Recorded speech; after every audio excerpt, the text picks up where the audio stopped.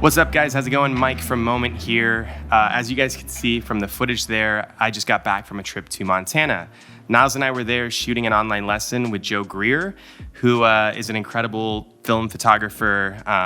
We had the opportunity to go on this trip with him. It was a road trip. We started in Jackson and we shot the Tetons. We went up and shot on a cattle ranch. And the best part is that I got to bring the two new DJI gimbals with me. So DJI has released two new gimbals. The first one is called the DJI Sc2 and the second is the DJI S2. I'm gonna start off with the Ronin Sc2 because that's the one I think I'd probably use for myself.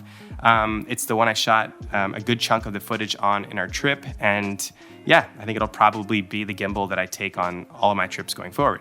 So let me explain why now. So they come in these cool little cases. It is pretty compact, it works pretty well. This is the new Ronin Sc2. This little guy is tiny. They came out with this new design. It kind of folds instead of the battery disconnecting. It has this new design where basically you unscrew this little knob on the side and it clicks into place like that. And wow, does that sound really good when it connects. Listen to that sound one more time. How great does that sound?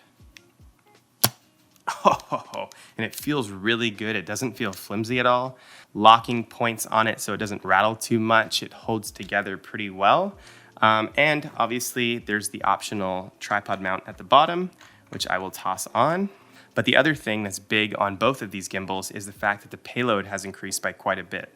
This gimbal now holds about 5.5 pounds, which is incredible based on how small it is. So I typically shoot on Sony and I don't really need a massive payload when it comes to using a lot of gimbals.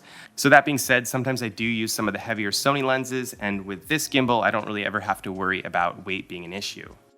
It also has a small screen on the front of it. The other model actually has a bigger screen and it's a touch screen, which I'll get to in a minute. But this screen allows you to see what mode that you're in, the battery life, etc., how fast your speed's set to. You can program 3 different memory modes. So I had one that was like, this is for really smooth cinematic shots. I don't want the gimbal to move around a lot. I had another one that was like, this is action. If we're shooting Joe and he's riding a horse and he is like taking off, this is like the action-packed mode. It's just being able to pop into those super quickly. Really enjoyed that about this. So the battery life on this gimbal is about 14 hours. So for me, that's still plenty of time. I actually shot over the course of, I think, 3 days. I only charged it on the first day. And the other few days, I didn't charge it up again. So that was pretty great. The other huge thing is finally, more and more technology out there is starting to come out with Usbc chargers. So I don't have to have an external charger for this. There's no batteries that come out. That could be a downside to some people that want to have a removable battery. I used my MacBook charger cable to charge this gimbal. I used it to charge my Sony a7 III, and I used it to charge my laptop. So with one cable, I can pretty much charge all of my gear.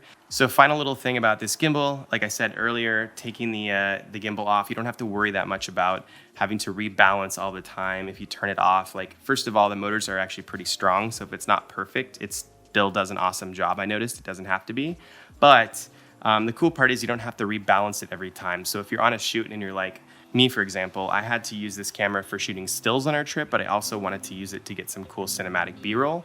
You can just take this little lever here in the back, twist it, push down this button, and it's off the gimbal. All right, so up next we have the Ronin Rs2. This is a predecessor to a model that was quite a bit bigger than this. It was actually 4 pounds, and now they've decreased this to around just over 2.5 pounds, which is pretty incredible. What's nice about this one is that it's actually almost the same size as the other gimbal. It really isn't that much bigger. The way it works is a little bit different and it has some more advanced features, but they've gotten this thing down so incredibly small. In the other model on the RSC2, you noticed that the handle had this flip out design. I told you that the handle and the battery, it wasn't removable. It's just built in, which for me was okay. But this one kind of caters toward a more professional market.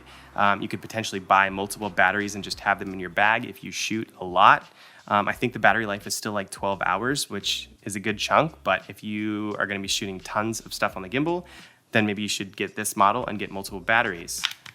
Handle basically clicks in just like that. It feels really good in the hand. Again, just like the other one, really good grip, really nice polish.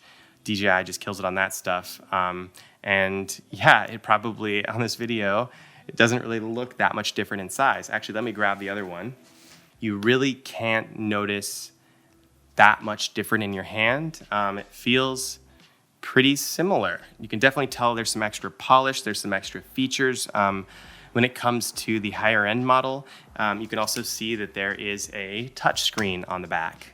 So the Ronin Rs2 has this 1.5 inch roughly touch screen.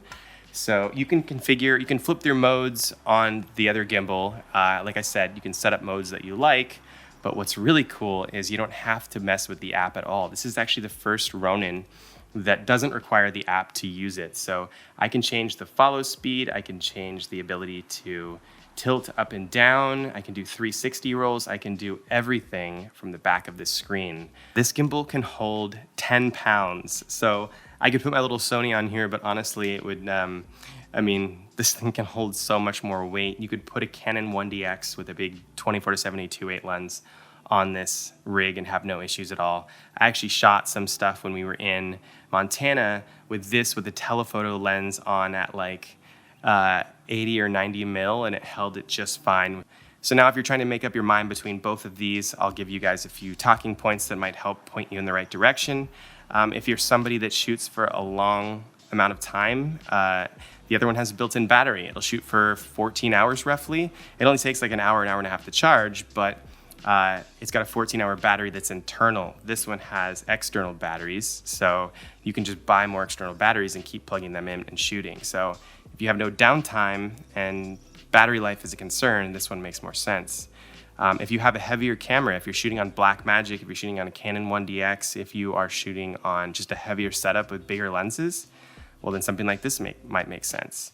You can attach, 10 pounds is a lot for a camera. I mean, even with my heaviest Sony combos, I don't think I'm getting near 5 pounds. So that's a lot. So if you have a bigger rig, definitely makes sense to get this one. This one also has the really beautiful touchscreen. If you don't want to fumble with your phone and Bluetooth and all that stuff, this touchscreen is really awesome and really easy to use. I don't mind using my phone. I used it while I was shooting and I was able to adjust the modes. I kind of set them up before I got out in the field and had it kind of dialed in as soon as I left. And so it wasn't really a big deal for me. But I will say, playing around with the touchscreen, after shooting with that for a while, when I switched to this one and shot with it and I was using the touchscreen, I was like, wow, this feels really good. So overall, you're not really gonna go wrong with either of these gimbals. They both work super well. I enjoyed using both of them. I would be happy with owning either of these gimbals. In the past, with a lot of gimbals, for heavier camera setups, I've always kind of questioned before I went on a trip, do I have enough room for this? Will I use it? And it's always tough for me because sometimes there's batteries that come with it and then it's the gimbal and I have to put it in my suitcase. But we're finally at the point now where it's really small and I'd probably bring it no matter what. You can create high quality cinematic stuff on such a small scale. Final thing I want to say too, if you guys are into film photography, which I know probably a solid chunk of you guys are because Willem Verbeek's lesson popped off, and yeah, there's probably a lot of you guys out there that are into shooting film photos. The scene you guys saw at the beginning of this video, Joe on a horse shooting 35mm film, it's just like on a cattle ranch, so wild. And then we finished the trip in Glacier National Park. I'll put the link down to that below. We have an email sign-up list right now, so you can check it out and get reminded when it comes out. Thanks, guys. Talk to you soon. Links are down below. Later.